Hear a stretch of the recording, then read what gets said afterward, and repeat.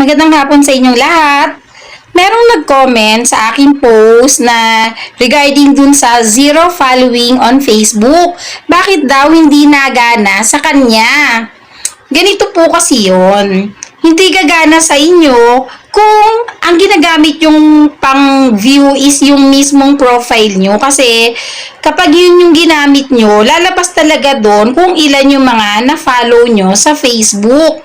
Pero kapag ibang account yung ginamit nyo para ma-view kung sino-sino yung na-followed nyo na on Facebook, lalabas po sa kanila ay 0.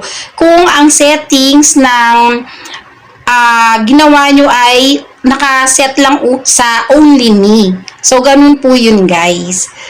Sana po yung nasagot ko yung katanungan nung nag-comment sa aking post at naway nakatulong ang aking content for today at tara na pong magkape.